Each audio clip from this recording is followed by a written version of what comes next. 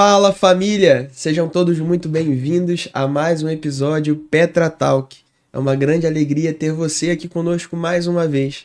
E hoje, nesse episódio especial, nós trataremos um assunto muito pertinente nas igrejas, que é o tema da inclusão.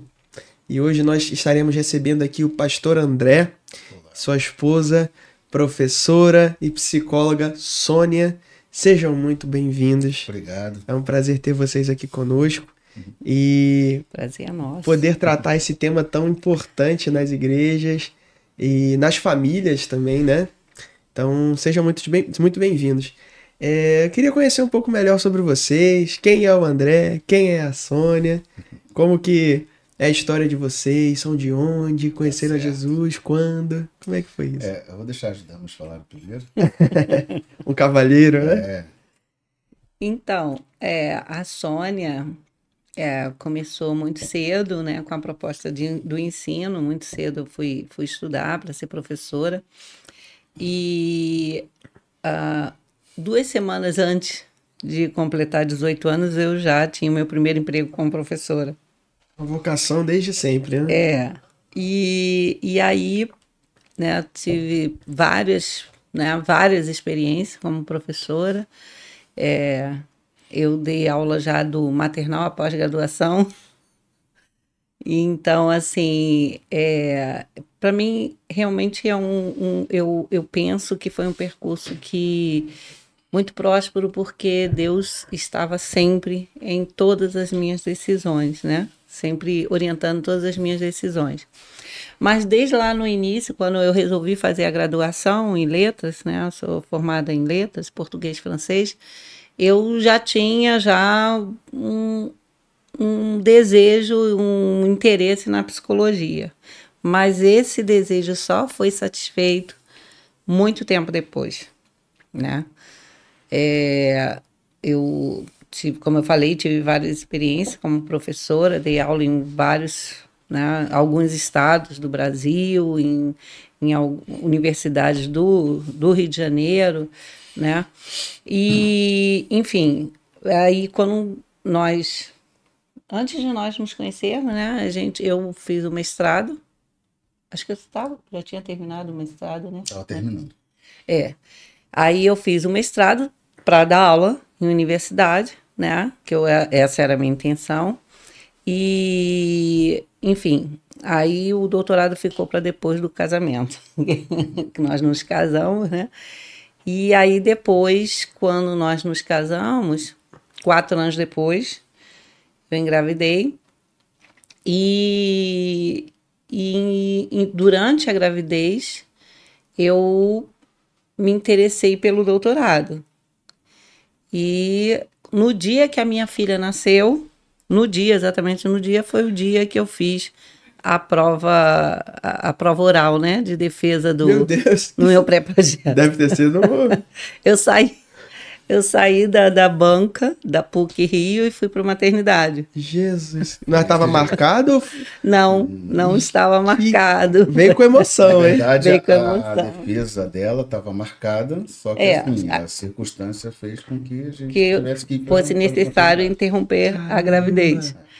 E por que eu conto isso? Porque o meu pré-projeto e o meu doutorado, né, foi trabalhando a questão da construção do estigma. E muitas pessoas pensam que eu estudei 4 anos de doutorado, o estigma, porque minha filha nasceu com síndrome de Down. Mas eu não sabia que ela ia nascer com síndrome de Down quando eu escrevi o pré-projeto, né? Caramba. E eu da defesa do pré-projeto, eu fui para a maternidade e ela nasceu. Eu soube que eu tinha passado, né, na defesa, eu estava num quarto do hospital. Gente. E aí eu lembro, assim, que todo aquele desejo, toda aquela, né, aquela animação que a gente tem, né, vou fazer doutorado e tudo, e eu no telefone, e a secretária da faculdade falou, você foi aprovada, e eu tipo assim, E foi uma surpresa. E daí agora? E a questão da síndrome de Down para vocês foi uma surpresa do nascimento? Ou vocês já tinham... do nascimento. Foi do nascimento. Foi uma surpresa do nascimento. Gente. E aí também uma outra coisa também que as pessoas pensam, realmente assim, esse, vamos dizer assim, a nossa posição como ativista, né, da inclusão, ela foi se construindo. Mas a minha história pessoal, né, eu nem conhecia, né, meu esposo, mas a minha história pessoal com inclusão, ela começa antes. Entendi. Bem antes, né? Durante um período da minha vida, nós iniciamos um projeto dentro da igreja que eu congregava de uma escola comunitária. E essa escola comunitária recebia a criança na condição que estivesse. E nós tivemos crianças hidrocefálicas, crianças com síndrome de Down, crianças autistas. E nem existia a inclusão que a gente tem hoje. Não era lei, não existia lei, né? Exatamente. Da inclusão, que a lei da inclusão é de 2015, né? A LBI. Então não existia, né? Isso foi antes de 97, antes de 1997. Né? Então, assim, e eu já tinha, Deus já estava construindo, né? Como Deus vai conduzir o meu na percurso, vida, né? Deus estava construindo o meu percurso. Então, conto isso porque as pessoas às vezes pensam, se envolve porque teve uma filha com síndrome de Down. Sim. O nosso envolvimento, é lógico, tem grande influência. A profundidade do nosso envolvimento tem influência nisso. A sensação de causa própria também, né? É algo que impulsiona de maneira mais intensa. Mas não é só isso. Quer dizer, a nossa história é anterior a isso, né? Então, realmente, é aquilo que a gente estava comentando antes, que acaba sendo a construção de uma missão para o reino, né? Sim. Porque passa a fazer parte da nossa história de vida, né? Na nossa história pessoal, de uma construção, né? Então é isso. Aí depois de muito tempo, mesmo, eu pensei assim, agora é hora de colocar em prática o meu projeto, depois de ter feito mestrado, doutorado para dar aula na área do português, da linguística. Eu pensei, agora é hora de colocar em prática o projeto do cuidado, porque eu já entendia que o projeto da minha vida era um projeto do cuidado, e não só do ensino. Entendi. Então, vou começar a psicologia. E aí, fui fazer a faculdade de psicologia. Depois de ter dado aula em faculdade, aí eu fui começar a graduação de psicologia. E aí eu comecei em março, não lembro agora o nome, vou ter que fazer as contas do ano, mas o importante foi que eu comecei a faculdade em março e Deus levou minha filha em maio. Nossa. 2 meses depois. Então, assim, as coisas vão se construindo. E aí, 2 meses depois, eu perco a minha filha com uma faculdade iniciada, né? Uma faculdade sobre o cuidado, né? Faculdade de psicologia. E aí, novamente, como lá no doutorado, né? Eu estava no quarto do hospital, ouvi que eu tinha passado no doutorado, aí eu olho para o espelho e falo assim, e agora? E daí? Né? E daí que eu terminei o curso. Glória a Deus. Aí, enquanto eu terminava o curso, eu fiz uma pós concomitante de neuropsicologia e agora... Tem atuado intensamente. Rapaz, eu tô aqui. O tanto de estudo que ela já estudou não tá batendo com a idade que eu tô pensando que ela tem. Então, adorei essa parte. Então, se você tá nos ouvindo, só nos ouvindo, né? De repente pelo Spotify ou algum outro lugar, não parece stand de estudo, não, gente. Então, se ela tá igual o Franklin, né? Eu, a Patroa e as Crianças. Ele é gentil. Ele é gentil. Mas, que interessante, minha irmã. E esse relato inicial seu já me veio muitas coisas na cabeça. Ela deu vários spoilers. Vários spoilers que a gente vai ter que voltar com calma aí. Mas... Desde sempre, minha irmã, na igreja, servindo ao Senhor? Sim. Eu me converti aos 11 anos. Não vim de uma família, né, evangélica. na realidade, as primeiras alcançadas da família foi eu e minha irmã mais velha, e depois a família foi toda, né? Meu irmão foi fazer o seminário, foi ser pastor, então assim, mas começou comigo e a minha irmã mais velha. Foram as iscas que Deus usou pra... nós fomos as iscas. E então eu sempre valorizei muito, e até hoje valorizo e tenho um carinho muito grande, e trabalhei durante muitos anos da minha vida com a questão do Ministério Infantil. Entendi. Porque eu tinha 11 anos, eu era uma criança. Você foi alcançada nessa época? E fui alcançada enquanto criança, e enquanto criança eu construí princípios que eu levo até hoje. Tá?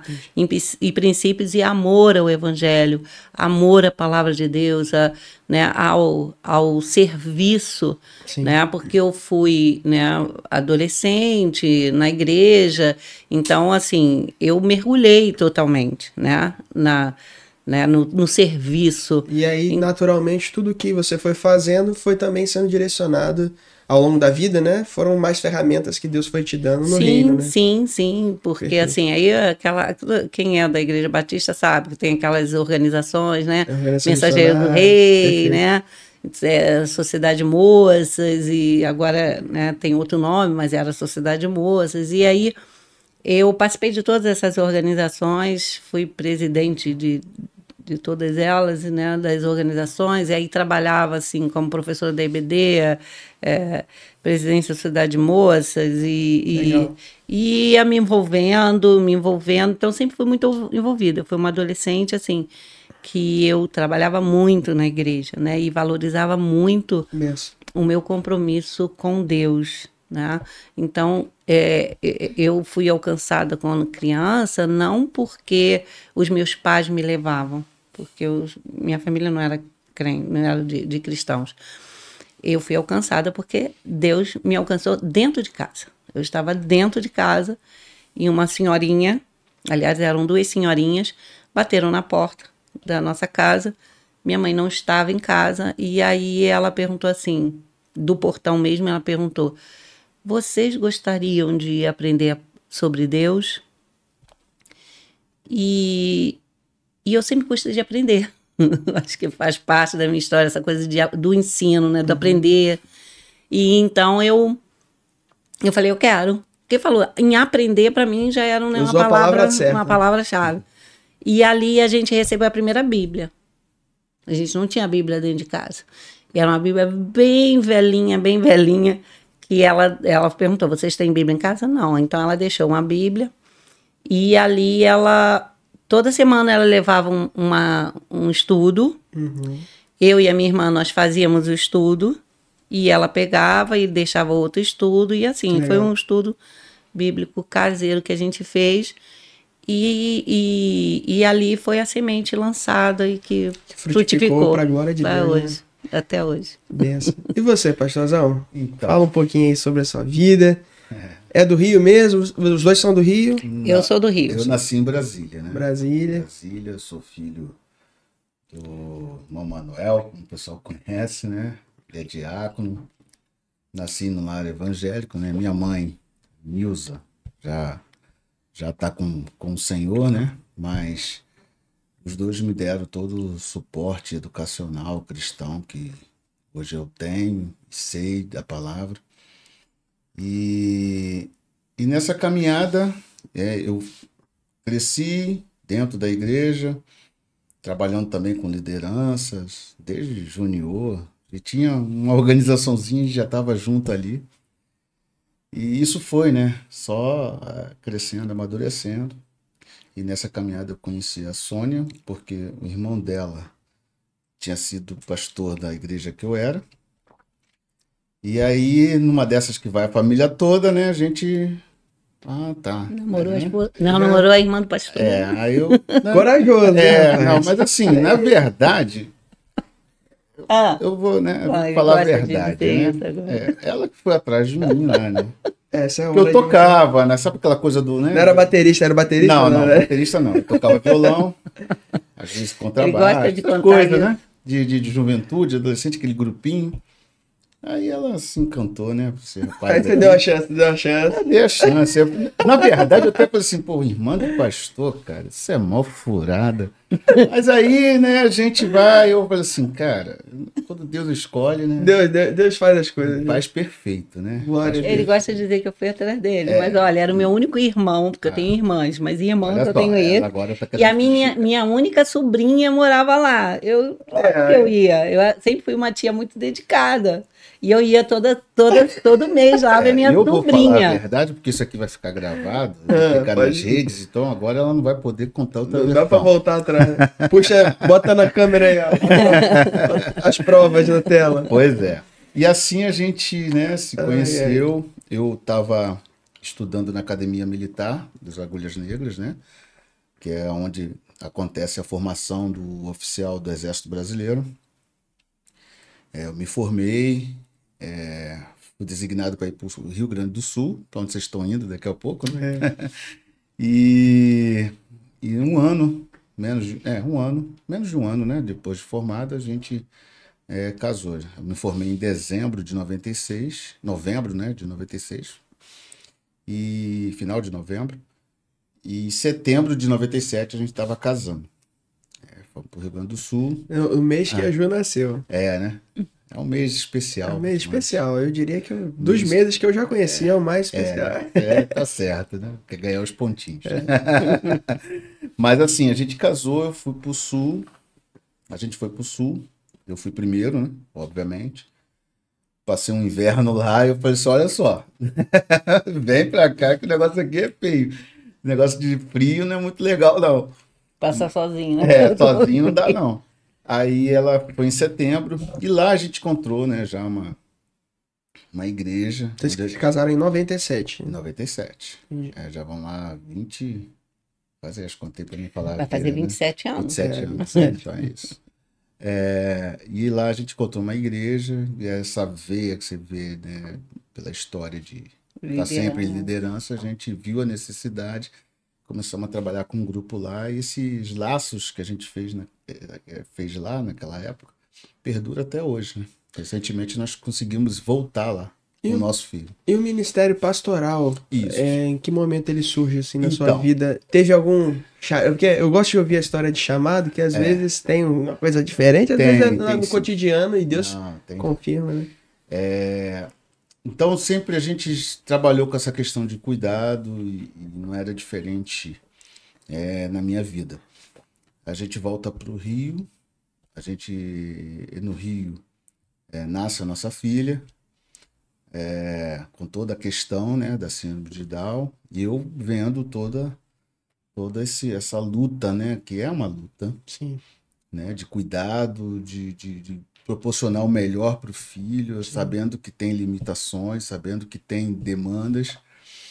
Num período, não existia a LBI ainda, obviamente, mas já existia... Muito mais árduo, né? já existia um movimento, né, de inclusão, principalmente na questão escolar, que é a área dela. Mas muito pequeno. Muito pequeno, assim, com muito preconceito ainda, muito... Ela nasceu em que ano? 2001. 2001. Já existia, lógico. Já né? existia, já Tratar muita de Salamanca, Salamanca a vem de inclusão 80 anos 90, né? 95, 96. na E Lei aí- de Diretrizes e Bases da Isso. Educação, já havia, Já havia mas... alguma coisa, mas não havia a obrigação de... Não, já havia obrigação, mas o que acontece é o seguinte, que até hoje, né, eu trabalho com inclusão na escola, né, eu tenho uma sala de recursos, eu trabalho numa sala de recursos da escola pública, da Prefeitura do Rio, e a gente vê como isso, assim, ainda tem que avançar muito, Muita já avançou, tá, assim, a gente não pode também só lamentar e dizer, Sim. porque... A gente precisa também reconhecer os avanços. E eu reconheço os avanços, tá? Sim. Houve avanços, mas, assim, ainda tem muita coisa. Assim, E aí, em o si. que acontece, né? Nasce a nossa filha, a gente tem toda essa vivência. E eu, quando foi lá para 2014, né? Essa filha já com 11, 12 anos. 2013, começa a surgir uma vontade de eu querer me aprofundar nessa questão da educação especial, né? Eu fiz psicopedagogia institucional, que é um curso que tem no Exército. Caramba, não Porque sabia. o Exército tem um sistema de ensino, né? Então, Sim. a psicopedagogia, ela trabalha essa questão dos problemas e das dificuldades da relação ensino-aprendizagem. Então, eu consegui ser contemplado com esse curso, né? Fui fazer o curso, até com o intuito de ver, e focado para essa questão da educação especial. Quando eu saí do CEP, né, do curso, eu emendo quase que no ano seguinte, 2014, 2015, uma pós em educação especial realmente. Ali eu consegui ter uma base melhor sobre a questão dos principais transtornos que existem, questão da deficiência física, deficiência visual, né, da surdez, os problemas que envolvem todas essas questões. Só que aí a gente, nesse intervalo, é bom dizer, a gente foi para Juiz de Fora, né, antes disso, né, na verdade. Eu entrei no seminário em 2000, faltou falar isso, eu pulei. Porque você pulou. Porque na cabeça, na verdade, antes da pós, eu entrei para o seminário. Por quê? Eu levava a Rebeca, nossa filha, principalmente quando eu tinha um período de meio expediente, que às vezes tem no final do ano, eu começava a falar, não, fica aí, deixa que eu levo. Assim, até porque durante o ano, quando era expediente integral, não tinha essa coisa, não tinha redução de carga horária para militar. Hoje até existe uma brecha, para você ver a evolução que tem. Então, é bom até as pessoas saberem, existe isso, né? Para qualquer funcionário federal, público, né? Ou estadual, assim, qualquer funcionário público, ele tem direito à redução de carga horária para tratamento e acompanhamento do filho ou da filha. Então, eu fui para o seminário. Aliás, antes disso, né? Eu acompanhando a Rebeca. Enquanto a Rebeca ia para as terapias, eu ficava lendo o livro, né? E era muito tempo. Gostava, era muito tempo. Às vezes 2 horas, às vezes ela emendava, né? Saía da fono, ia para fisioterapia, ou TO, enfim. Essas clínicas que acho que é multidisciplinar, isso. E numa dessas eu ouvi uma conversa assim, né? Quem dera que meu filho só tivesse síndrome de Down. Sabe como alguém pega uma lança, te atravessa assim, parece que aquilo... Eu parei de ler, eu fiquei lendo a mesma frase no livro o tempo todo, porque aquilo não saiu da minha cabeça. E aí eu lembrei das palavras de Jesus, lá em Mateus 9, se não me engano, onde fala que ele, enquanto ele olhava para a multidão, se compadeceu delas. Eram como ovelhas sem pastor. Como ovelhas sem pastor. E aí o Espírito Santo, eu creio que foi o Espírito Santo, Sim, que chegou claramente para mim e falou assim, quem é que pastoreia essas mães, essas famílias, essas crianças?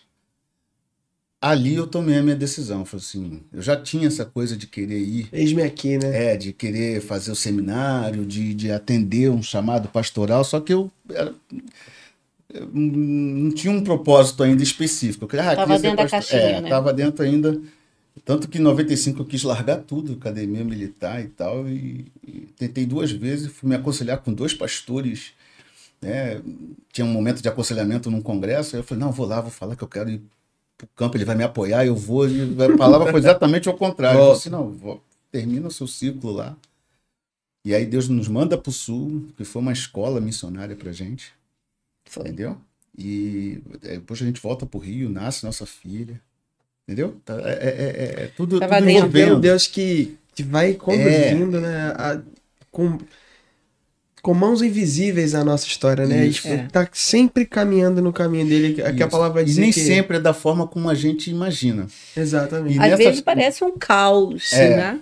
Mas não é o caos. Deus tem controle. Deus que está no controle. Glória a Deus. E aí, a partir desse dia, eu comecei a querer caminhar nesse sentido de fazer. Então, eu procurei o pastor da igreja encaminhou um outro pastor que ia acompanhar o seminarista. Aí ele, eu acho que você deve esperar um pouco mais. E eu já estava querendo. Até que chegou o tempo, né? Que foi em 2009, eu entrei no seminário Betel. Fiz o primeiro ano ali, foi muito bom.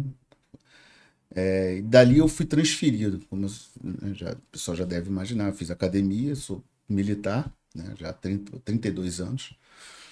E aí fui para Juiz de Fora, lá a gente encontrou uma igreja, a gente congregou lá, e eu terminei minha formação teológica, vamos chamar assim, né, lá em Juiz de Fora. Lá eu fui consagrado, né, o pastor de lá, mas já estava transferido de volta para o Rio. Quer dizer, na verdade, quando foi nesse intervalo que eu fiz o curso de psicopedagogia que me desligou de Juiz de Fora, mas eles ficaram morando lá e eu ficava indo, né? Quando acabou o curso, eu fiquei no Rio de Janeiro. Eu não voltei para Juiz de Fora, não consegui ficar em Juiz de Fora. Então, voltei para o Rio de Janeiro e aí eu trouxe todo mundo de volta. Sim. Ficamos no Rio. Quando a gente volta do Rio, aí sim, a gente entra e conhece Betânia. Quer dizer, eu já conhecia. Mas a gente começa a congregar em Betânia, até foi um fato assim inusitado. Quando a gente volta de Juiz de Fora, a gente começa a procurar a igreja. E a gente foi na antiga igreja que a gente estava, que é a Igreja Batista Campos Afonso. A gente fez parte lá quase 10 anos antes de ir para Juiz de Fora. E a gente volta, mas a gente não sentiu assim na direção de Deus que era para ficar ali. E a gente continuou orando, visitando outras igrejas. Aí um dia entrei num domingo de manhã, né? A gente entrou num site assim. Ela falou assim para mim, não, vamos naquela igreja ali. Eu estava deitada ainda lá, olhando pro teto, assim, né? Aí eu falei assim, amor, para onde a gente vai hoje? Aí ele, não sei. Eu falei assim, entra no site, porque Deus falou claramente no meu coração, Igreja Batista Betânia. Caramba. Aí eu falei assim, entra no site da Igreja Batista Betânia pra gente ver que horas que começa o culto lá. Aí eu entro. Aí eu continuei no quarto, deitada, ele foi lá no escritório, entrou no computador. Você vai ver os horários, aí tava lá assim, culto down. Aquele dia era o dia do culto down. Domingo de manhã. Caramba. Aí eu olhei assim, eu falei assim, amor, vem cá, corre aqui. Aí eu falei assim, amor, olha isso aqui. Aí quando aí eu olhei, falei, é lá que a gente vai. E quando a gente chega na igreja, tem um local separado para as famílias chegarem e tal, participar do culto down. E a gente não conhecia, quer dizer, conhecíamos algumas pessoas, né? Porque ela é da área de Realengo, então ali a igreja fica próxima, né, do bairro. Sim. Então ela conhecia um ou outro, mas assim, a maioria a gente não conhecia. E aí chegou alguém, que bom, seja bem-vindo, aquela coisa toda. Ela já pode vir com a gente? Rebeca, colocou lá na frente. E Rebeca era muito dada, né? Pode, se ela ficar lá, tá tudo bem. A gente sentou no nosso canto, acompanhamos, né? Participamos do culto juntos. Desde então a gente não teve mais dúvida. Deus nos quer aqui. A gente nunca tinha visto nenhum trabalho em nenhuma igreja naquele molde, assim. Isso foi Foi em 2013 para 14.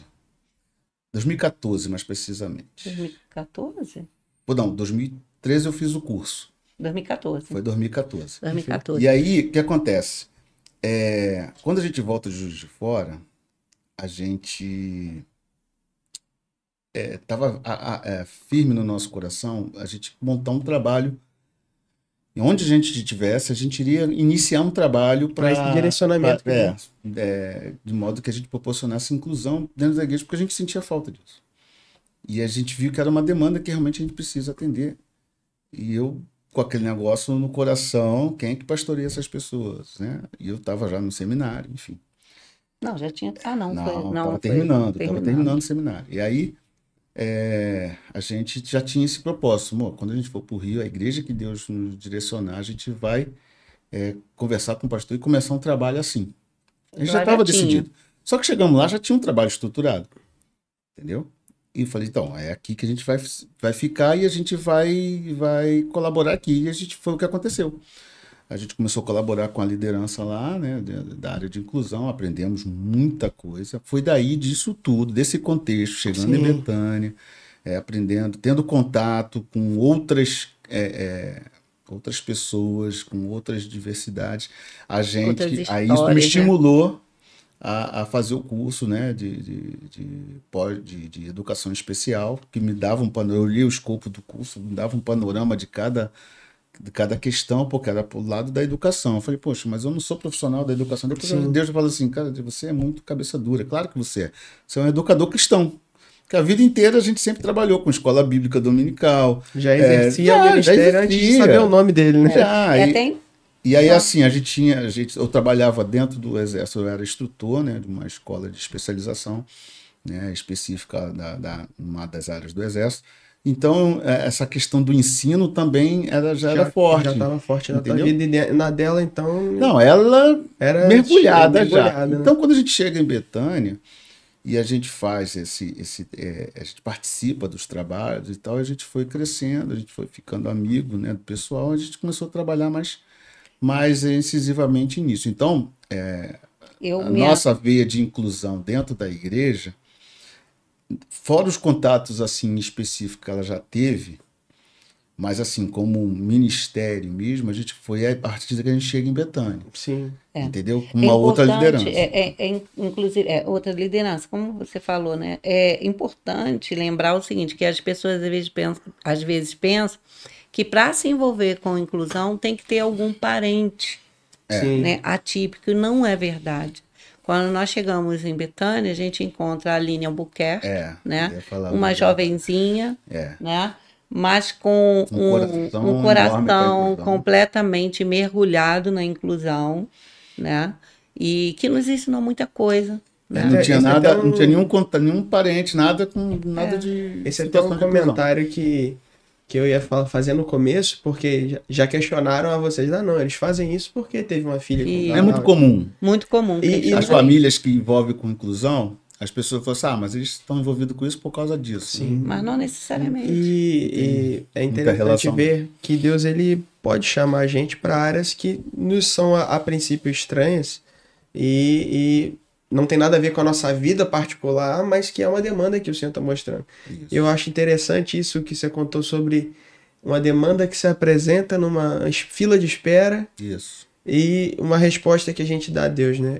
O meu irmão, o pastor Jefferson, eu lembro que eu era adolescente, eu ficava assim, cara, não sei o que eu tenho que fazer. Mas eu não sei se eu devo servir no louvor, ou se eu devo servir não sei aonde, qual é o meu chamado. E aí ele me falou assim, cara, o que Deus está te mostrando que tem que ser feito? Se Deus está te mostrando alguma coisa, se tem alguma coisa que só você está reparando, ninguém mais está reparando, é porque ele te quer lá. Exato. Então, é importante a gente reforçar isso. Não é necessário você ter parente, e não só para essa área. Tem alguém que a gente segue também nas redes sociais, que tem um trabalho muito importante com a área trabalha com diferenças de gênero, parte de LGBTQIA+, apenas, enfim. Que tem trabalhado dentro da igreja com isso, o pastor David Ricker. E ele fala muito bem sobre isso. E ele nunca teve problema com isso. Ele particular com isso, hétero, cis, casado e tudo mais.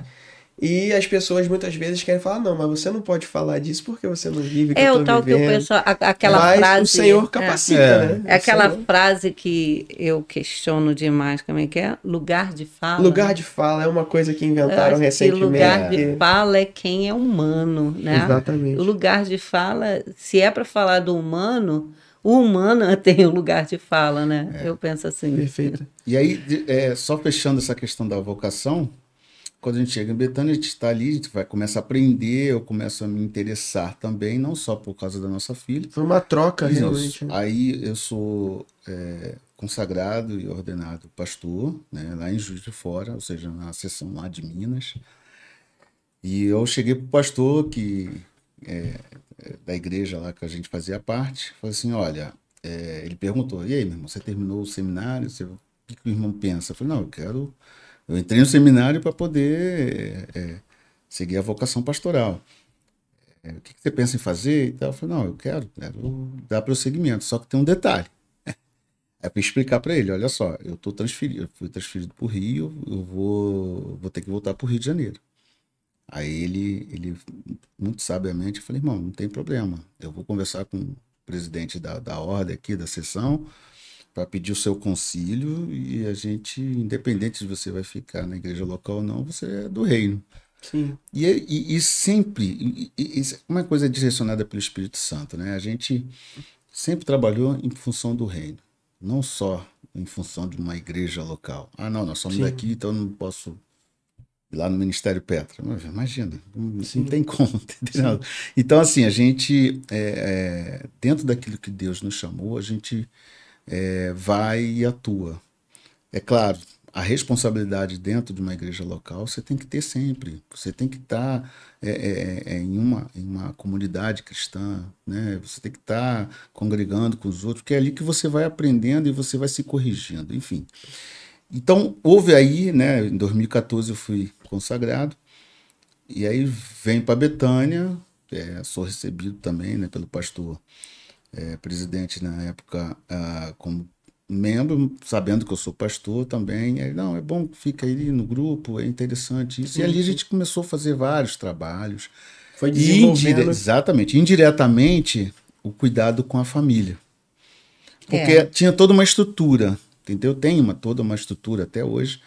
E onde, por exemplo, tem gente que lida com surdez, né, questão de intérprete, tem gente que lida com o neurodivergente, né, tem gente que lida com cadeirante, enfim.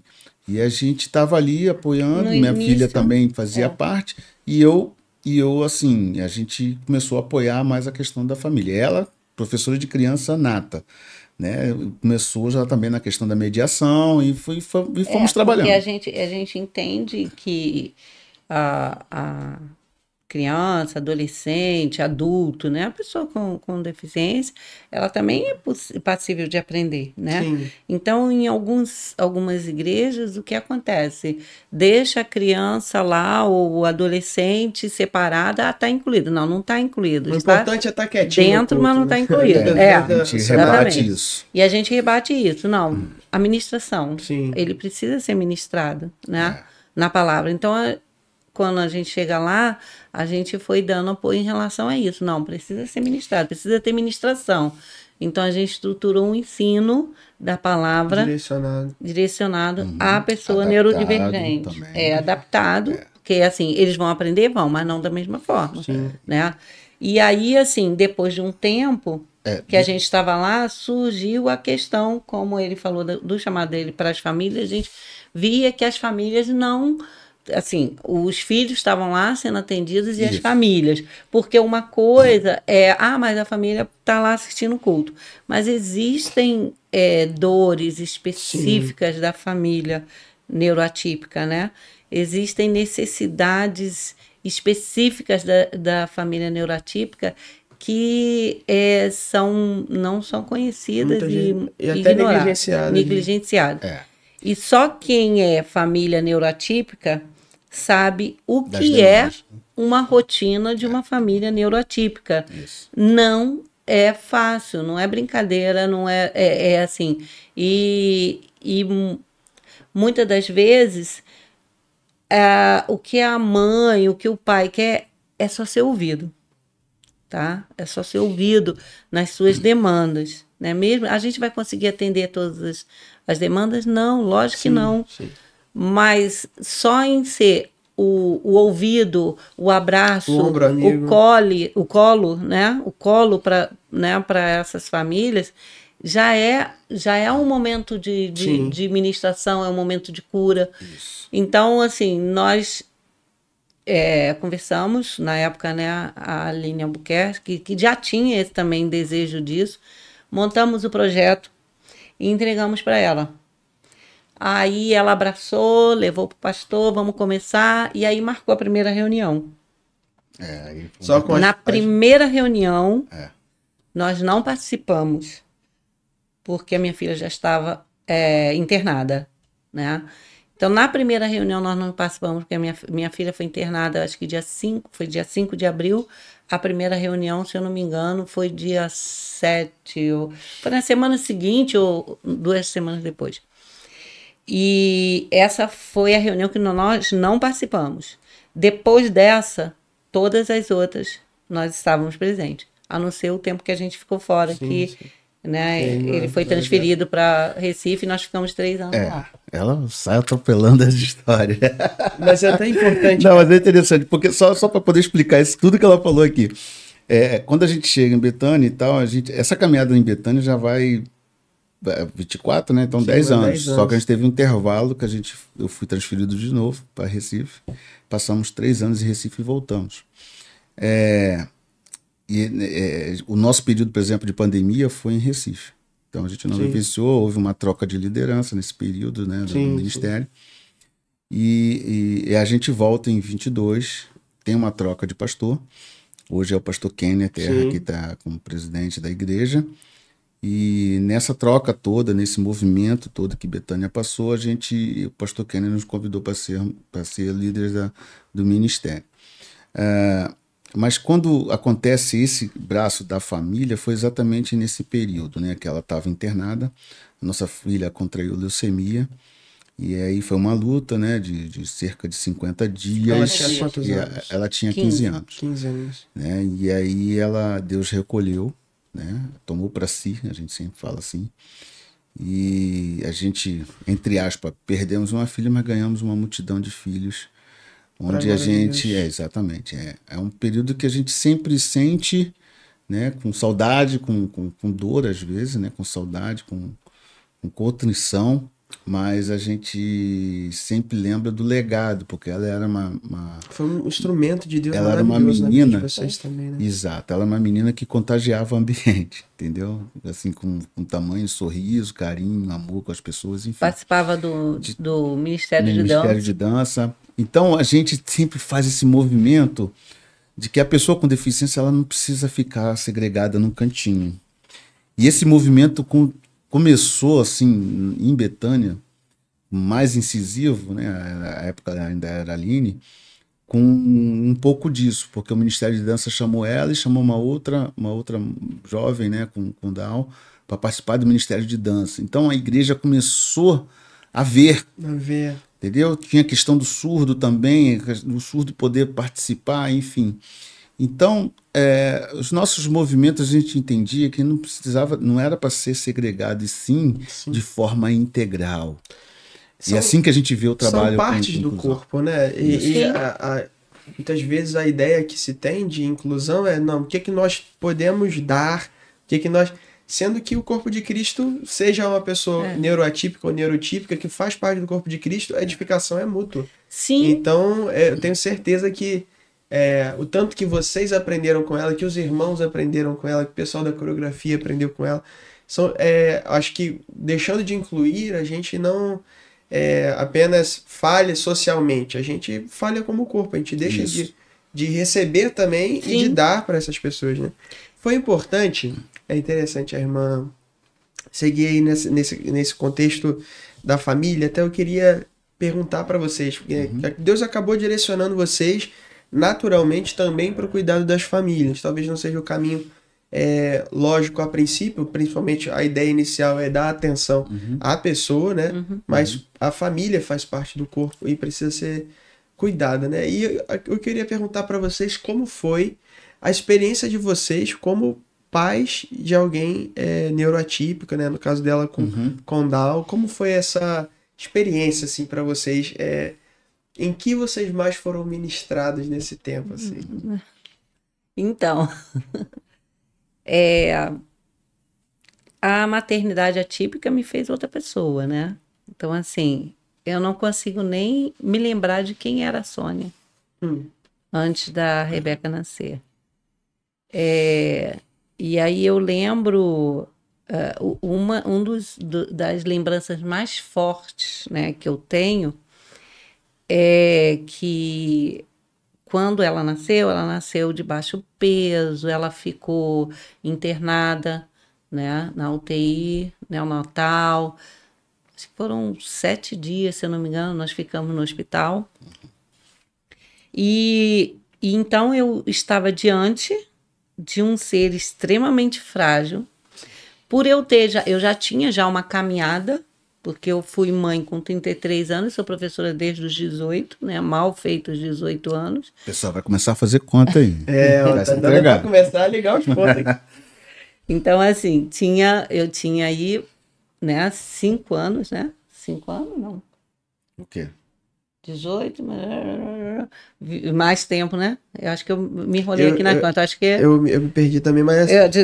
alguns aninhos, né? Eu já tinha alguns aninhos de professora e eu dizia o seguinte, eu conheço a escola dentro, fora, em cima, embaixo, frente e trás.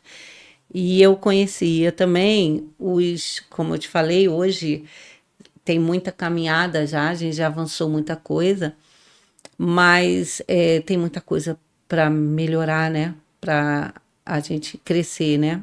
Como sociedade. E essa visão, esse conhecimento que eu tinha, né? Do que era a sociedade, vamos dizer assim, das fragilidades, Na teoria, da falta, né? A falta de amor para incluir os mecanismos que não existiam para a inclusão, isso me dava muito medo, porque eu olhava para aquele ser frágil, eu sabia exatamente, né? Eu tinha na minha mente que não seria um caminho fácil. Então, quando eu via, né, no hospital e mesmo em casa, né, quando eu fui para casa, eu via aquele ser frágil, eu me sentia um nada. Mas a sensação que eu me lembro e que é mais forte para mim é que quando eu a colocava nos meus braços, eu me sentia um gigante. Então, eu entendi que era justamente a minha relação com ela que ia trazer as respostas que eu precisava, os mecanismos que eu precisava para vencer todos os desafios que eu sabia, né? Eu nunca fui enganada, né? Eu não entrei nessa história enganada. E esse caminho, né, é um caminho nada comum na vida de quem acaba tendo um filho ou uma filha com essa limitação. Você tinha uma aula teórica extensa antes da aula prática. Muitas vezes a mãe e o pai caem de paraquedas. É interessante. Não, isso é uma coisa... Isso em relação a ela, que ela conhecia e tal. Para você era... Na minha experiência, foi o contrário. Foi o contexto do dia a dia. Eu vendo a demanda que ela tinha... Ela não deixou de trabalhar, conseguiu, por lei, né? Redução e tudo, mas ela não deixou de estudar, não deixou de trabalhar, não deixou de cuidar da casa, do marido, do outro filho, que depois veio, né? 5 anos depois veio o Daniel, que é o nosso filho. E assim a gente foi caminhando. Por que eu estou falando isso em relação à convivência do casal? Porque é muito comum no nascimento de um filho atípico, o casamento acabar, haver o divórcio. Sim. E eu acho que no nosso caso a coisa fortaleceu mais, porque assim eu via essa necessidade de eu estar mais, mas às vezes eu não sabia como, e às vezes eu me fechava no meu mundo, no sentido assim, caramba, preciso ajudar, mas não sabia como. Então, e aí parecia que eu não estava preocupado, assim, em algum momento. Até que a gente vai descobrindo como fazer, e esses cursos que eu fiz foi para poder romper essa inércia. E com o tempo a gente foi entendendo, né? Algumas vezes era de forma branda, outras vezes mais assim, firme. Né? Eu preciso que você me ajude nisso, assim, não, tá bom, vamos lá. E assim, sim, senhor. O homem às vezes é assim, ele tem que se ligar. Assim... E a gente orienta, né, as famílias que assim, o cara tem que ajudar mesmo. Não é vergonha nenhuma. E graças a Deus a gente tem falado isso para os casais, para as famílias, e a gente tem visto pessoas que têm ajudado, né, principalmente suas esposas, nessa caminhada. Sabendo que não é uma caminhada de 100 metros, não é uma corrida de 100 metros, é uma maratona que vai levar a vida inteira. Pode ser um Ironman, né? Exatamente. 72 km. E a gente conhece tantas histórias, né? Tantas histórias por aí que servem de inspiração até pra gente. A gente... Só voltando ao que você falou da questão da teoria, né, e a prática, né? Eu fico muito assim, muito satisfeita, né, de ter, né, podido proporcionar à minha filha coisas que eu proporcionei porque Deus já tinha me preparado com a teoria, com as ferramentas, né? Então, assim, eu costumo dizer que eu não ajudei a escola que me ajudou. Porque quem conduzia o processo da minha filha era eu. Eu pensava, se eu alfabetizei, se eu formei tantas crianças na minha vida, eu não vou fazer isso com a minha filha. Então, eu era parceira da escola, sempre fui muito parceira da escola. Entendi. Então, eu ia assim, porque também tem aquela coisa que eu sempre falo para as mães atípicas, né? Que a gente tem a leoa, né? Dentro da gente que quer, né, proteger os nossos filhos. Mas em relação à escola, a gente tem que ser parceiro. A gente tem que ser parceira.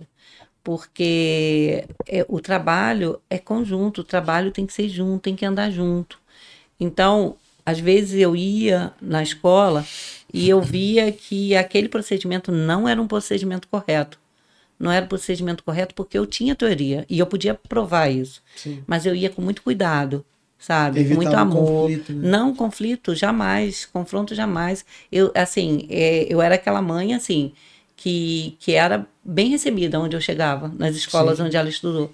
Porque eu ia como parceira, eu ia como profissional, não só como mãe. Né? E entendendo o profissional também, que o professor, ele não é obrigado a saber tudo, né? Tem limitações, O professor ele tem suas fragilidades, Sim. né? E então, assim, eu ia como parceira, eu ia como profissional também. Então, a gente estabeleceu excelentes parcerias. Quando minha filha faleceu, ela estava no colégio há 3 meses. E eu nunca vi isso, eu sou professora há muitos anos. Era um colégio novo, que ela estava lá há 3 meses. E Ela tinha acabado de ingressar no ensino médio. Então ela estava no colégio novo. Você vê. Ela estava na ensino- época de idade Sim, certinha. Sim. E para você ver, com a atual estrutura educacional, né? A criança tendo que estudar um monte de coisa que às vezes alguns Sim. pais se questionam, por que meu filho, porque depois que a gente é profissional, a gente vai assim, pô, eu não preciso de tal coisa, de tal isso. Isso é uma outra um já é questionamento, outra é outro conversa. assunto, é uma outra conversa. Mas imagine ela, com a necessidade que ela tinha, ter que estudar um monte de coisa. Aula, matérias divididas. Lá em casa era tudo A minha colado casa, assim, eu na só- parede, É. era formas que ela pesquisava forma criativa Sim. de ensinar determinadas Eu coisas. dormia e acordava pensando em como fazer a Rebeca aprender. Entender Então, aquele assim, assunto. que entender foi- aquele assunto.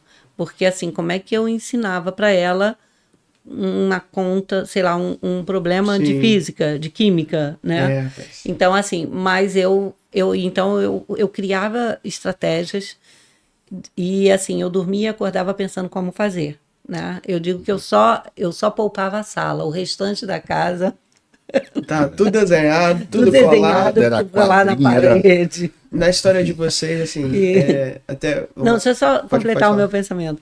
Que eu ia falar Sim, que, sim. assim, ela mesmo estando numa escola nova, Sim. professores novos, há 3 meses, uma grande parte da equipe dos professores foi visitá-la no hospital. Caramba. Nunca vi isso.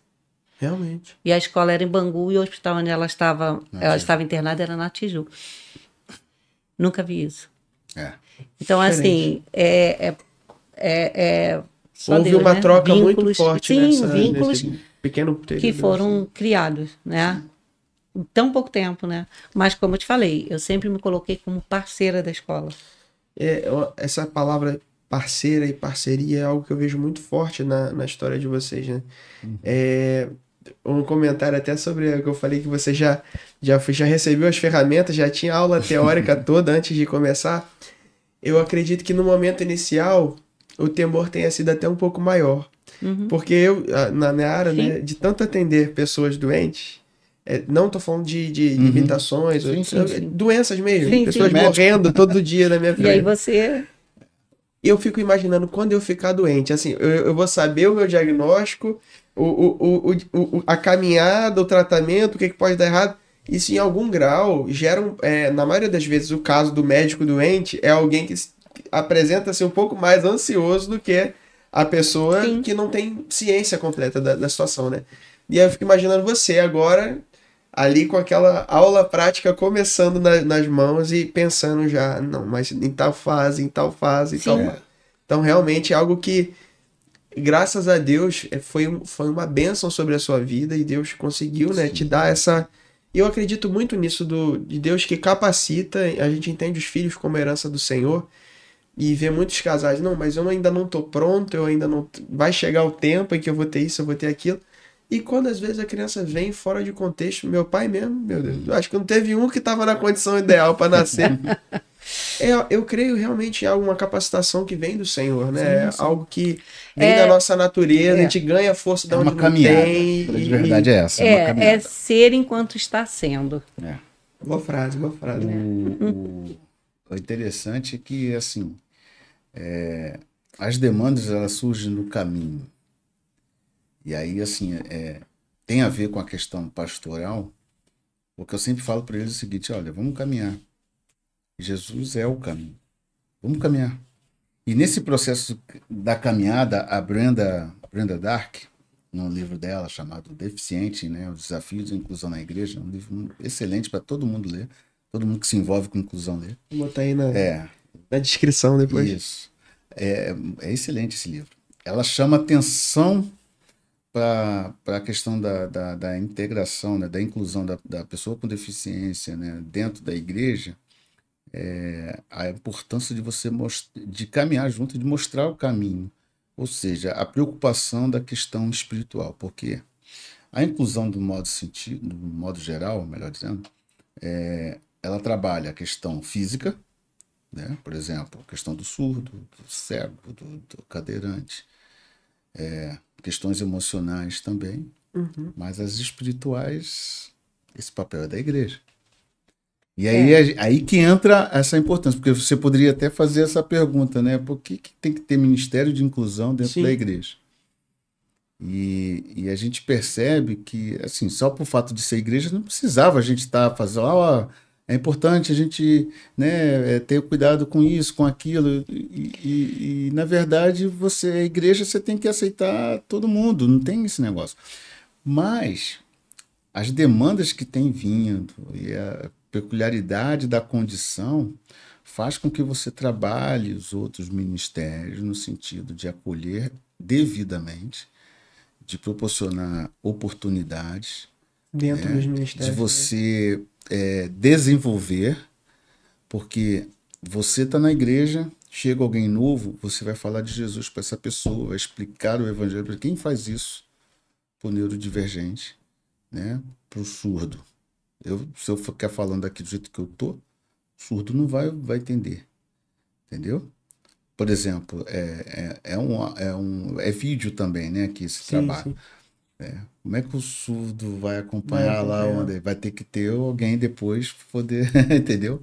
Então, assim, tem toda uma peculiaridade para trabalhar essas questões. E dentro do chamado pastoral, uma das preocupações que a gente tem é de que a gente saiba explicar o evangelho, saiba proporcionar que a salvação também chegue a eles, a mensagem. Como ouvirão se não há quem pregue, né? Exatamente. Você saber explicar isso para eles. Eu quero me batizar. Um autista chega e fala, eu quero me batizar.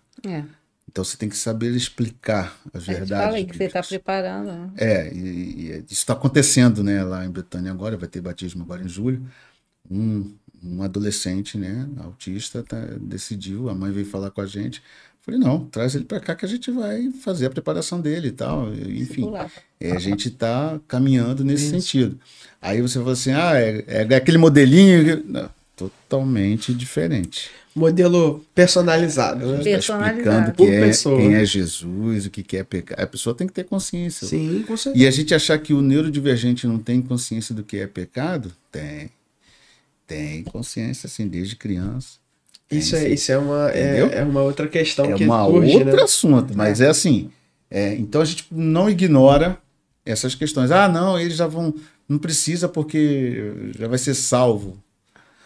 Ou como eu vi de um outro neurodivergente. Eu tenho salvo-conduto. Aí eu falei para ele, isso aí foi recente. Essa é nova, eu já falei aí mandei para ele. Quem disse que você tem salvo-conduto? Te enganaram, então. Ensinaram errado. Mas ele estava num processo de fúria, né? Vamos dizer assim, algumas coisas que aconteceram com ele. Mas aí a gente agora vai. Ele primeiro deu, né? Eu falei, olha, não é bem assim. Externou também o entendimento que ele tinha equivocado. Né? Esse fato se deu porque alguém, ele está numa outra cidade, falou para ele que ele ia para o inferno, por causa que ele cometeu alguma coisa lá. Aí, pronto. Na cabeça do neurodivergente, eu falei, cara, que negócio é esse que eu vou pro inferno? Muito literal. Ele veio com esse papo de salvo quando eu falei, não é bem assim. Então você tem que ter condições de explicar para ele que nós somos salvos pela graça de Jesus. Jesus morreu por nós. Jesus nos libertou do pecado. Ah, é pecado? O que é isso? Tem que explicar. Sim. Por quê? Porque às vezes as pessoas acham que falar de pecado você estar apontando os erros das pessoas. Não. Falar de pecado significa dar condições de você optar pela vida.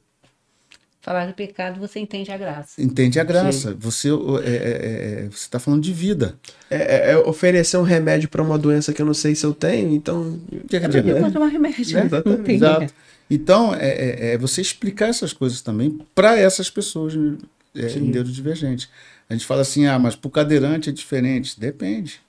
Se o cadeirante não consegue chegar até o local onde ele vai receber esse ensino, então fica dificultoso. Ele não tem estímulo de sair de casa, porque ele sai de casa e dá de cara com a calçada lá, não tem como ele ficar se locomovendo. Sim. Não existe veículo adaptado em quantidade para que ele possa se deslocar, mobilidade. Tem ônibus que tem, mas experimenta um dia você chegar e sentar numa cadeira de roda e falar assim, bom, eu preciso ir lá no centro da cidade. Nós moramos no Rio de Janeiro.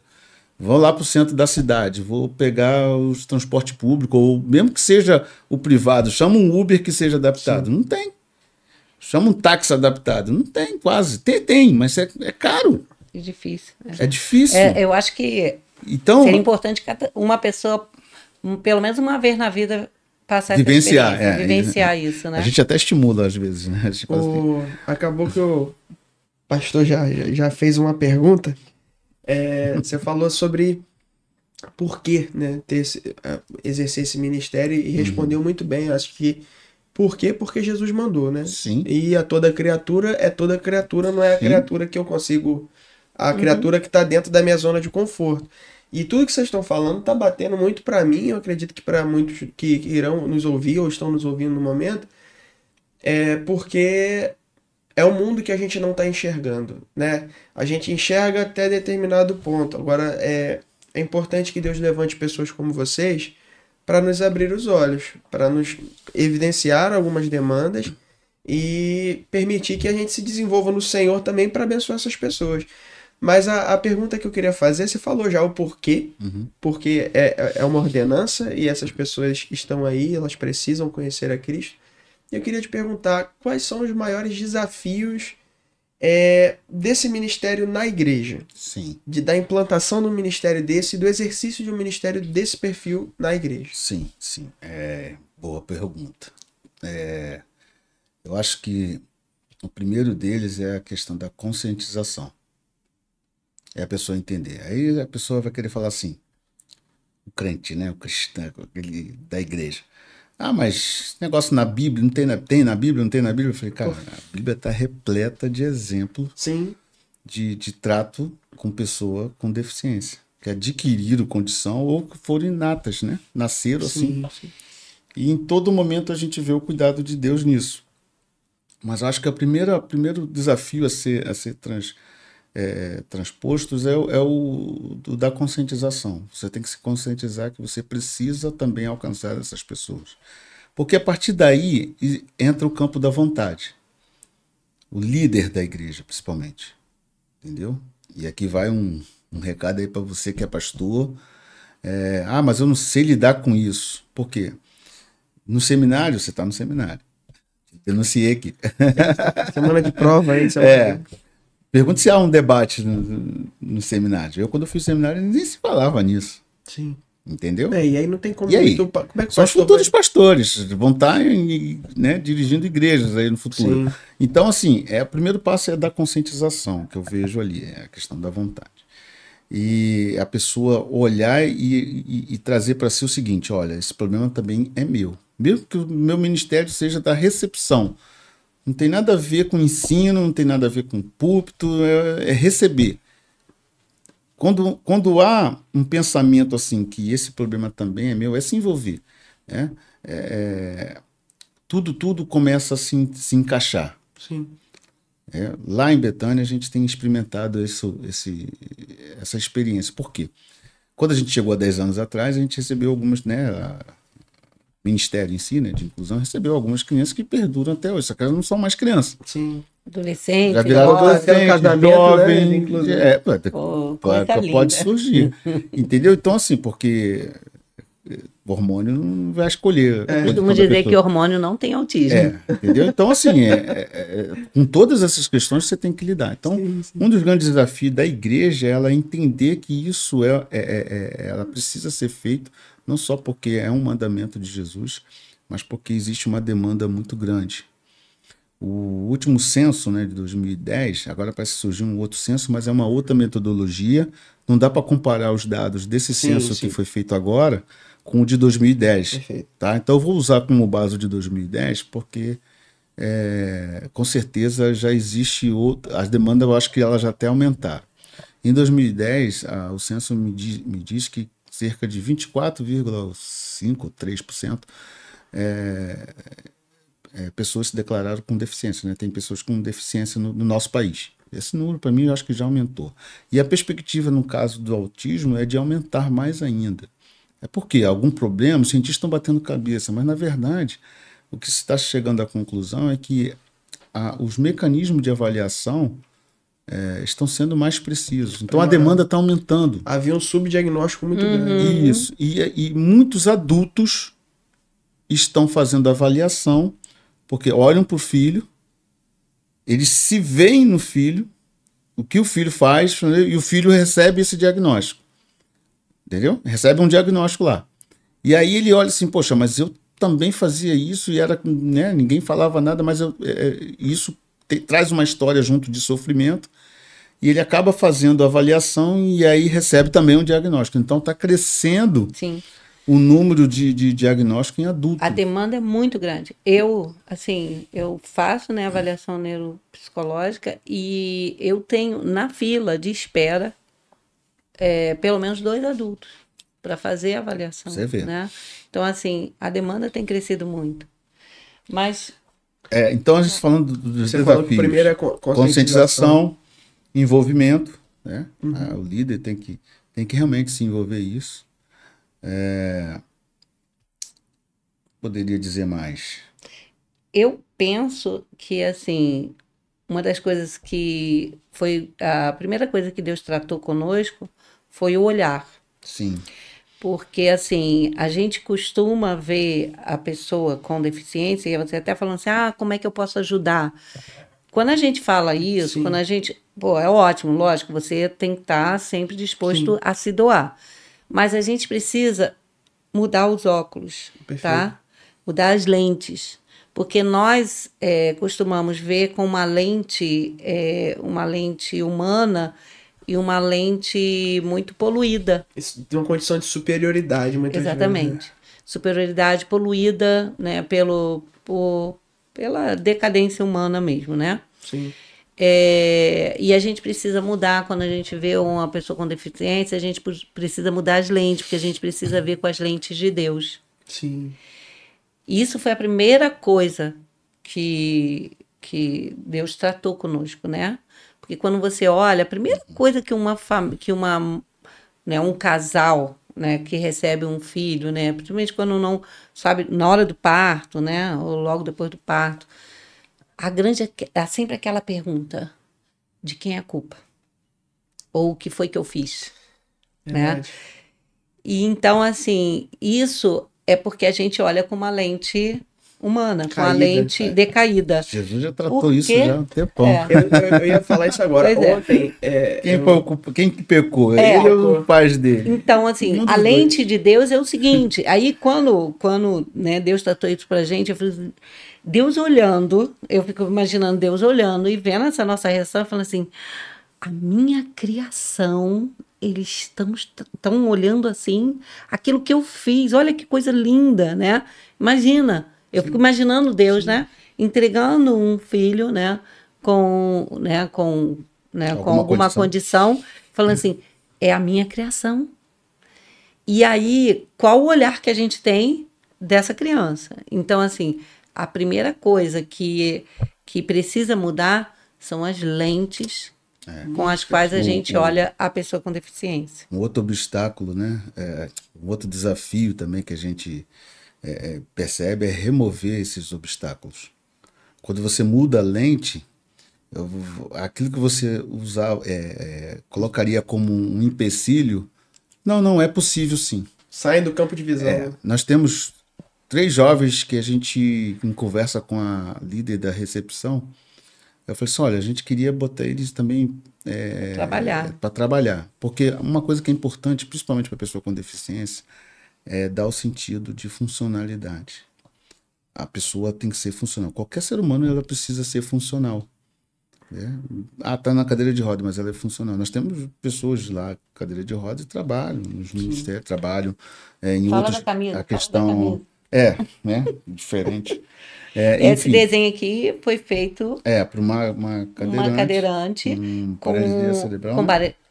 E assim, com Ela que fez a arte do desenho. Isso aqui com um problema grande de mobilidade. Isso aqui foi feito com o computador, né? Isso. E ela que fez. Ela que idealizou o desenho. Ela que idealizou o desenho. Vocês estão vendo spoiler, dando spoiler do workshop que a gente vai fazer semana que vem. Que a gente ia lançar no sábado. A gente, aí ela falou assim, da última hora, vamos com a camisa. Eu falei, tá bom, vamos com a camisa. Ficou ótimo. E aí, assim, dar funcionalidade. Entendeu? Então, eles foram para a recepção. Então, eu falei, você vai explicar para eles. É lógico, para isso existe o Ministério de Inclusão. Sim. Olha, eles entendem assim, é visual, explica 3 vezes. Dá uma tarefa simples e eles vão cumprir. E eu vou te dizer, nós temos lá um jovem lá, né?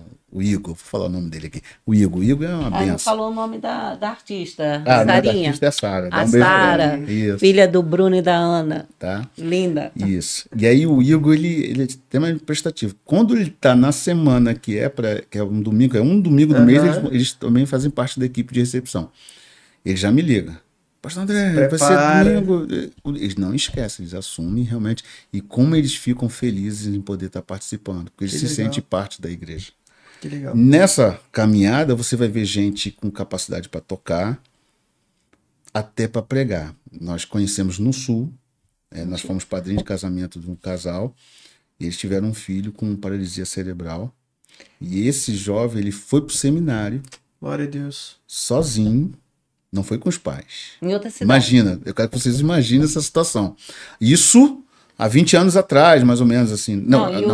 Quer dizer, ele nasceu há 20 anos atrás. Ele foi pro seminário, não tem muito tempo. Mais de 20 anos. Então, assim, ele já é um jovem, ele foi pro seminário sozinho. Imagina os pais falam assim, não, e o seminário era em outra cidade. Não era a cidade onde os pais moravam, não. Isso lá no Rio Grande do Sul. E esse rapaz, ele prega. Glória a Deus. Tem dificuldade na fala? Tem limitações? Tem dificuldade na fala e tal, mas ele prega. Ele já deu palestra, o pai dele já me mandou o vídeo, para soldados, né, num quartel, falando, né, para não desistir, de cooperação. E nesse exemplo você tem vários outros, tem uns famosos aí, né, tem aquele rapaz que, esqueci o nome dele, que ele não tem perna nem braço, e ele fala, Deus pode me dar braço, pode criar braços aqui agora, daqui a pouco eu de braço amanhã? Pode. Mas às vezes ele tem outro propósito nisso. Então, assim, você ter consciência disso e ver essas pessoas funcionais é o maior prêmio, é o maior prêmio que a gente pode receber. E foi interessante, muito pertinente esses pontos que vocês colocaram. Então, você que está, de repente, aí liderando algum grupo na sua igreja, anota isso daí, traga isso para a mesa. Mas uma coisa que me chama a atenção é realmente essa questão do óculos, né? Eu acho que a nossa visão pelo pecado é muito egoísta, é muito caída realmente. E somente Jesus para ajustar, trocar as lentes. Eu acho que a lente que eu tenho aqui nem serve mais para nada não. Tem que botar outra lente mesmo do espírito para a gente poder enxergar o mundo. E acabou que ontem nós estamos estudando lá com a juventude da igreja João, né? Aí ontem eu tava no devocional, eu falei, pô, já vou adiantar aqui, vou ler João 9 e vou... E é justamente, ontem à noite eu tava lendo isso. É o texto em que Jesus encontra o cego de nascença. E aí surge o questionamento, quem foi que pecou? Foi o pai. E aí a gente vê que isso é uma lição que já tá postada, né? Já tá no ar, já tem mais de 2000 anos e a igreja, assim como aqueles fariseus lá, religiosos, ainda não aprenderam. E Jesus, ele era muito cirúrgico. E com os fariseus especificamente, ele era até meio ríspido assim, porque precisava de uma resposta mais enérgica, mais incisiva para que eles entendessem. Então Jesus, os discípulos, Jesus já falar que aquilo não era nem por causa de nem errou os dois, nenhuma das alternativas anteriores, para que Deus seja glorificado através da vida desse homem, cura aquele homem. E aí Jesus já falar sobre essa analogia da visão e da cegueira, o que era realmente visão e cegueira. Os fariseus perguntam para ele, então será que nós somos cegos? Aí ele fala, antes fosse. Se vocês fossem cegos, ainda seria melhor. Então assim, nós como... e aí eu me incluo também nisso, nós estamos sempre cegos em alguns pontos, precisando ter os olhos abertos por Jesus. E para enxergar as demandas, para enxergar a visão dele. Eu acho que a nossa caminhada com o Senhor nesse tempo é uma caminhada de ajuste de lente. Sim. É uma caminhada de aperfeiçoamento. Você falou essa questão, né? Antes fosse, essa semana a gente teve um encontro de família, a gente recebeu um testemunho muito forte de um homem, né? Adulto já, que sofreu um acidente de trabalho e ficou na condição de cadeirante. Ele tinha pouco tempo de casado, né? 5 anos, né? 5 anos casado e ficou nessa condição de cadeirante. Desde então, ele está sim nessa condição. Ele e a esposa, né, estão casados e estavam dando testemunho deles. Sim. Uma coisa que ele falou que eu achei assim impactante, aquele engraçado que antes a gente não tinha tempo para gente. Hoje a gente tem mais qualidade de vida juntos conjugal do que antes. Eu fiquei assim imaginando. Caramba. Quando você fala em desafios, são vários, né?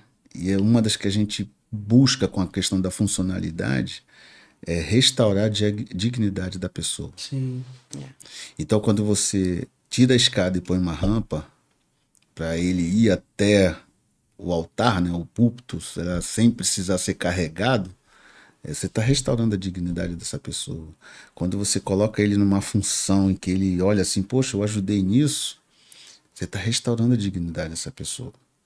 Entende? Então, muito se fala, muito se discursa. Eu acho que nós, como líderes de igrejas, assim, temos que trocar essa lente que ela falou, né? E olhar realmente para dentro da pessoa, assim, o que essa pessoa pode fazer para o reino. Às vezes a gente só quer saber dali do nosso cantinho, não, para o reino. Tá? Lá tem um outro jovem lá que ele frequenta lá com a gente. Ele dá palestra em tudo que é canto, um autista, nível Esporte 1. E a gente fala assim, nível Esporte 1 é o nível leve. Aí a gente faz a pergunta, leve para quem, né? Porque a cabeça do neurodivergente, do atípico, né, do autista, ele é diferente da nossa forma de pensar, de assimilar. E ele conseguiu desenvolver uma habilidade, ele faz poesia, ele dá palestra motivacional, ele trabalha como cosplay e está vivendo a vida. Escritor. Entendeu? Então, assim, quem é o limitado? Quem é o deficiente? É a pessoa que nasceu com essa condição ou sou eu que não desenvolvo as minhas potencialidades? Eu não consigo aceitar essa pessoa. Não, nem isso. A questão também assim de... eu que, por exemplo, posso ir fazer determinada coisa e não faço. Sim. E a Bíblia ainda fala, né? Se você tem a oportunidade de fazer o bem e não faz, você está pecando. Entendeu? Então, onde é que está a deficiência, então, nessa história toda? Então é trocar a lente. Ela falou muito bem, colocou bem. Se troca a lente, opa, peraí, você está enxergando. Enquanto as pessoas vão enxergar a limitação, você que está na sua igreja, né, você está vendo quais são as possibilidades dessa pessoa, desse cara. Sim. Até o não verbal. A minha experiência de ensinar, de discipular, né, de ensinar as verdades bíblicas para o neurotípico, já vem desde essa época. Quando eu vi um não verbal, autista não verbal, ele não se comunica com você. Aí, quando a gente falou, ele vai ser batizado ou não? Aí, vamos ver. Aí tinha lá Superman, soldadinho né? Bonequinho de soldado, não sei o que, uma árvorezinha, um carrinho, não sei o que, e tava a cruz ali. E a gente perguntou para ele, vem cá, quem é Jesus para você? O que te lembra de Jesus aqui? Será que ele está entendendo o que a gente está perguntando para ele? Será que não? E ele lá na quieta dele, lá parado, ouvindo. Daqui a pouco ele pega a mão dele e esbarra na cruz. O responsável né, para poder fazer a lista do pessoal que vai se batizar chorava igual cachoeira. Eu falei, isso só Jesus que pode fazer uma coisa dessa. Eu falei, isso é verdade. Só Jesus. E aí não teve dúvida. Vai pro batismo. Vai pro batismo. Porque ele entendeu que sabe que aquela cruz ali está falando de alguém que vai suprir as carências dele, seja emocionais, seja físicas, seja espirituais, vai estar ali, que é Jesus Cristo. Glória a Deus, gente. Bem, que alegria poder ouvir tudo isso. E assim, eu até conversando com você, eu falei, eu acho que isso não vai ser um encontro de uma vez só, a gente vai precisar abordar. Uma outra coisa que estava na minha mente aqui, vocês falaram desse direcionamento bem para as famílias, algo mais voltado nesse sentido. A gente falou dos desafios para a igreja e, assim, dentro do que Deus tem trazido das famílias, assim, quais são as maiores demandas dessas famílias da igreja? O que a igreja poderia fazer com essas famílias? O que vocês acham que seria uma boa resposta a essa demanda das famílias? Tem várias. São muitas demandas, muitas. Assim, que vão desde assim, aquisição de medicamentos, que são caros, né? Até assim, a questão terapêutica, o olhar, né? Sair da invisibilidade, porque assim, como eu falei, né? Minha tese de doutorado foi sobre construção de estigma, e Erving Goffman, né? Ele fala sobre que a questão do estigma, ele não se atém só à pessoa estigmatizada. O estigma funciona como ondas. Quando você joga uma pedrinha numa água e aquelas ondas vão se espalhando, vão se repercutindo. Então, as famílias são afetadas.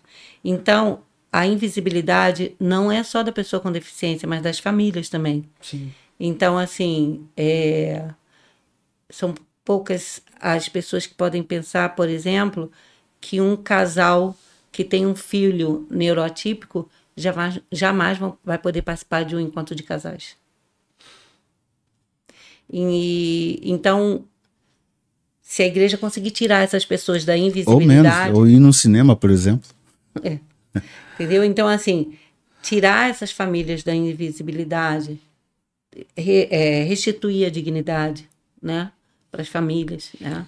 E eu dei só um exemplo, né? Sim, mas sim. Assim, a gente vai estar em diferentes exemplos. Por exemplo, um retiro de igreja, que é as igrejas que fazem retiro, né? E aí? Você vê a necessidade das famílias. Quando você acolhe, primeiro a necessidade que ela tem é de acolhimento, de alguém entender o que ela está passando. Sim. É o primeiro ponto. Que ela chega lá, às vezes ela só quer... ser ouvida. Ai, obrigada. Obrigado. Poxa, nunca vi isso, nunca tive isso em lugar nenhum. Onde eu chego, meu filho é olhado assim, olhado assado. Quando você já chega e acolhe, fala, não, fica tranquilo. Né? Pode deixar que seu filho aqui vai ser cuidado. Quando você acolhe dessa forma, cara, você desarma um monte de cadeados que estão em volta da pessoa no sentido de, assim, de possibilidades, né?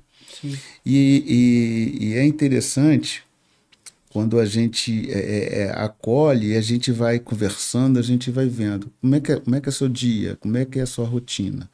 Então, por exemplo, essa questão da terapia, a Sônia sempre fala, a criança atípica, né, a rotina da família atípica, o custo de uma família atípica é um custo elevado, é caro. É uma criança cara. Eu dei um exemplo criança da questão do cadeirante. Nós temos uma integrante da nossa equipe, né, que ela é cadeirante. Presidente da Cadim. Ela tem uma doença rara, né? E ela é presidente aqui no Rio de Janeiro de uma associação que cuida, né, de outros nesse sentido. E ela vai para tudo que canta, até fora do estado. Não sei se ela já foi para fora do país ainda, mas daqui a pouco ela vai. Mas assim, a logística dela, ela é uma logística pesada. E financeiramente é complicado. Então, por exemplo, vou até falar aqui, por exemplo, ela confidenciou que a cadeira dela deu problema. Ela teve um gasto de R$3.000. Quem é que, em sã consciência, qualquer um, pode ser ganhar bem ou ganhar mal, não interessa. Você chega assim, de repente, ó, pum, R$3.000. Pra você continuar andando. Né? Pra até ela ter mobilidade. Sim, não é algo pra você ir para qualquer lugar. Exatamente. Agora, entendeu? Que a cadeira dela é aquela motorizada, né? Guia motorizada. Então você vê aí, só dei um exemplozinho pequeno. Agora, por exemplo, a criança autista, questão de medicação. Aí você fala assim, é só conseguir a medicação? Não é. É ter o especialista ali para acompanhar. Muitos deles também não têm essa condição de pagar, né? E a gente sabe que o serviço público ele é bom, né? Mas a demanda é muito grande. É muito grande. Não dá conta. Né? É muita coisa. Da demanda. Uma coisa que vocês estão dizendo, né, da gente tirar essas pessoas da invisibilidade, eu acho que a gente, na nossa mente, como igreja, muitas vezes a gente internaliza muito, cada um pega a sua cruz, só que a gente entende totalmente errado isso. Se vira, né? Aí, ó. Essa é a sua cruz, se vira. A gente vive o domingo à noite e depois vai lá para João 7,53 e cada um foi para sua casa. Pronto. E realmente, você olhar e não só ver a criança, né? A criança as pessoas reparam, a pessoa afetada as pessoas reparam, às vezes tentam ajudar de alguma maneira na limitação, mas, cara, e a semana? E eu sei que é difícil pra gente como igreja, principalmente dependendo do tamanho da comunidade, da quantidade de pessoas com necessidades, com demandas especiais, a gente entrar no suporte de todas as coisas, mas ter essa sensibilidade, por exemplo, do encontro de casal do dia a dia, coisa que... Vamos lá, um casal, aí nasceu o filho atípico. Aí a esposa vai olhar, os dois trabalham, ou seja, seu perfil financeiro é um. De repente a esposa chega para ele e fala assim, bom, de nós dois tem que parar de trabalhar, então deixa que eu, né? Normalmente a esposa se sacrifica mais. Sim. E aí, o que acontece com essa família? Já caiu a renda. E aumenta o gasto. Aí já aumenta as necessidades. Aonde a igreja pode ajudar nisso?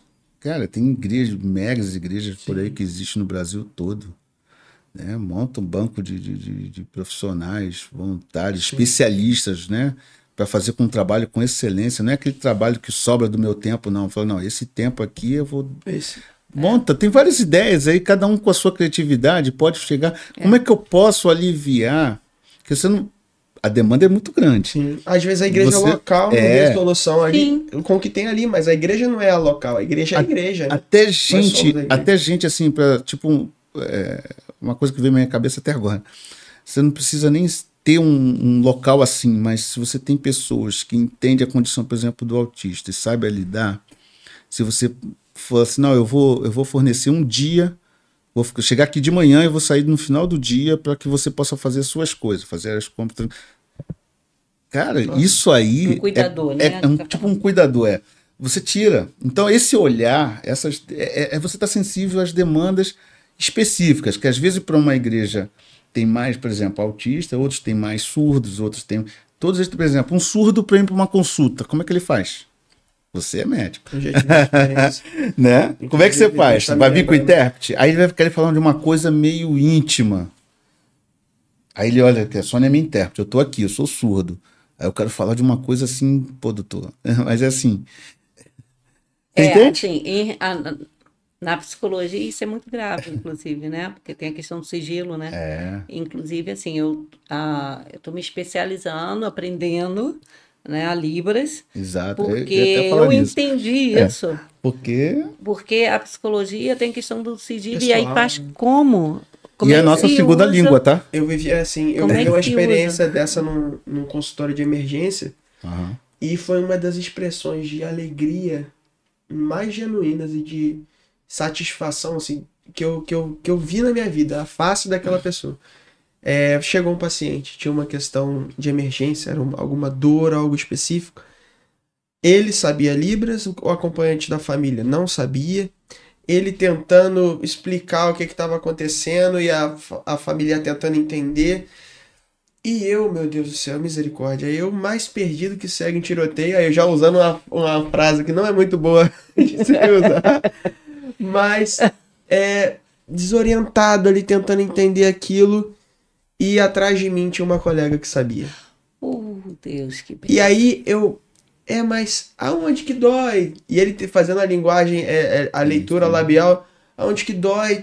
E tem coisas que são muito subjetivas, como que é essa dor? Mas nem todos têm essa capacidade de fazer Exatamente. leitura labial. E aonde que essa dor, qual é o tipo de dor? E a Como é sua que alguém... colega fez a interpretação? Aí no meio da minha consulta ela viu a situação e tipo meio que chamou ele pra conversa. Ah, coisa linda. Fez algum sinal, tipo, opa, eu tô aqui. Ele abriu o olhão assim e começou a meio que quase que pular de alegria. Ele tava sentado, ele Gente, ficou tipo, e começou a coisa falar linda. com ela. E ela foi traduzindo e trazendo aquilo pra mim. E eu fiquei, meu Deus, o que que aconteceu aqui? Graças ao Senhor que ela tá aqui. Até a irmã em Cristo estava comigo lá no dia, Aham. até acompanhando o atendimento. Isso Então, tudo a sociedade tem que mudar, né? nossa, e Porque assim, na é necessário. medicina é preciso falar disso. É preciso falar disso nos Conscientização. cursos de medicina. Por aí. É preciso falar disso em todos os cursos. Né? Anota aí.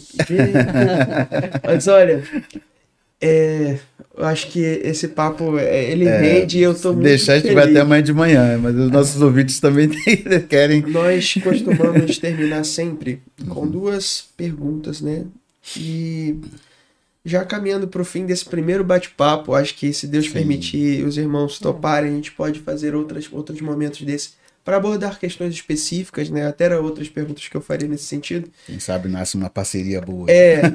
Deus tem propósito em todas as coisas. Verdade. Eu queria fazer duas perguntas. Geralmente a gente sempre direciona duas perguntas, uma mais para a igreja, outra mais para a família. Uhum. E uma coisa que me chamou a atenção na história de vocês é que vocês são um bom exemplo de família que viveu essa situação. Uhum. E a gente abordou um ponto que a gente não explorou tanto, mas que é um grave problema na nossa sociedade, que é a questão de uma masculinidade muito doente, uma masculinidade muito fraca. Pais que abandonam crianças e famílias, Sim, independente de isso é uma realidade. de Condição. condição especial ou não, e que é agravada, é quase que uma regra da família que tem, se a gente for pegar, pelo menos a maioria dos casos que eu lidei, vivenciou nem que por um momento uma situação de negação e de abandono do pai. Então, eu queria direcionar uma pergunta para você, e, na verdade não uma pergunta, um conselho, para um pai que nesse momento está descobrindo tem o diagnóstico de seu filho, está vivendo essa crise. Um conselho para esse pai nesse tempo. Bom, poderia falar várias coisas, mas a primeira delas que eu poderia chegar e falar é que diagnóstico não é destino. Parece clichê, né? Sim. Mas essa frase ela tem um peso tão grande porque o diagnóstico recebido não vai limitar aquilo que o seu filho ou sua filha vai ser. Entende? Nós cremos num Deus que pode todas as coisas e todas as pessoas elas são capazes. Todas as pessoas elas são capazes. Então, existem as fases, né, que vai envolver essa pessoa que descobriu o diagnóstico, mas que ela possa respirar fundo, olhar a situação e descobrir, falei, bom, Deus tem o controle de tudo. Deus vai me dar a condição de, nessa caminhada, eu remover os obstáculos e eu conseguir proporcionar o melhor para o meu filho e para minha filha. Como eu vou fazer isso? Não sei. Eu sei que Deus vai prover até pessoas para me ajudar em algumas coisas. É se agarrar nesse tempo. Agarrar mesmo e ele não está sozinho. Tem outras pessoas com quem ele pode buscar ajuda. Entende? Então, acho que a primeira coisa que ele tem que entender é isso. Não abandone isso, filho. Que é muito fácil, cara. É muito fácil olhar assim e falar, mas isso aí é... A gente tem muitos exemplos bons, mas também nós temos exemplos ruins. Entendeu? A gente já lidou com famílias que o cara abandonou a esposa com 3 filhos autistas. Isso aí. É de uma covardia, no fundo. É covardia. É A uma. gente não sabe todos os detalhes, mas o que eu falaria para essa pessoa que descobriu agora ali, e ele, longe da esposa, está em crise, na hora que ele está tomando banho, que ele está sozinho lá, que Na ele hora está que em deita o crise. travesseiro. Aquele, né, tá ali sozinho, se questionando, Deus, por que isso? Porque eu também já fiz esse questionamento. Por que Deus? Qual é a ideia? Né? Às vezes a gente chega para Deus e fala assim, por que eu? Por que isso? Então é lembrar que Deus, mesmo diante dessas dificuldades, Deus está no controle de toda a situação. Amém. Diagnóstico não é destino. Excelente conselho. Segundo conselho agora vai com a irmã Sônia. Deixa eu pensar aqui. Enquanto você pensa, deixa eu só completar que ele falou assim que muitas pessoas perguntam por que eu. E eu aprendi a perguntar por que não eu? Sim. Reflita aí, ó. Fica com essa aí para reflexão. E a segunda, segundo conselho, acho que a gente abordou isso bem. Para as igrejas, se fosse sintetizar o conselho para as igrejas com relação à inclusão, pode ser, como você respondeu primeiro, eu vou direcionar a irmã. Se você pudesse resumir esse conselho para a igreja, assim, numa dica, qual seria? Então, toda igreja tem um projeto, né? E o que a gente aprendeu, inclusive lá em Juiz de Fora, é que a gente precisa pensar no projeto em quem a gente quer receber. E se você quer receber a pessoa com deficiência, prepare-se para receber a pessoa com deficiência, porque existem algumas igrejas, e eu já ouvi isso, inclusive num congresso de uma igreja, que eu perguntei como é que era eles tinham um projeto muito legal, né, de atendimento, né, terapêutico, e aí eu perguntei, né, atendimento terapêutico, lógico, eu pensei, e a pessoa com deficiência? E aí a resposta foi, a gente não tem essa demanda. E eu fiquei impactada, porque assim, como não tem essa demanda? Se andar pelo entorno da igreja, se andasse pelo entorno da igreja, com certeza acharia essa demanda.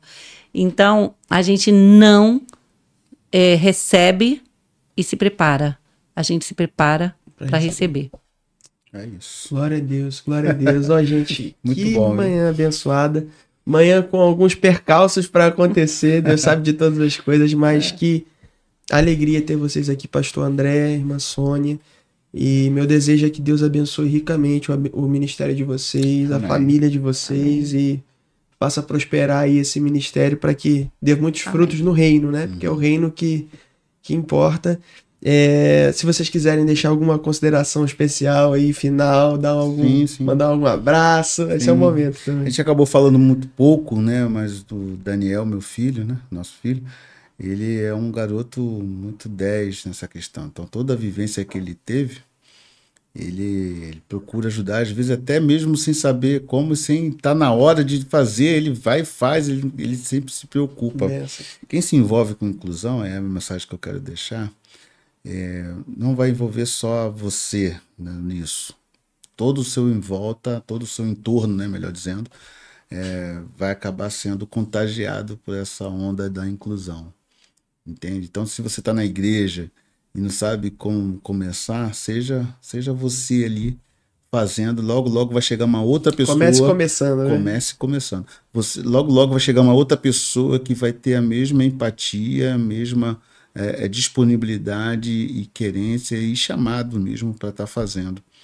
Entendeu? Então, mesmo sem saber como fazer, comece acolhendo, comece estudando. Hoje em dia nós temos aí a internet que tem um monte de fonte E nós estamos à disposição nas redes também.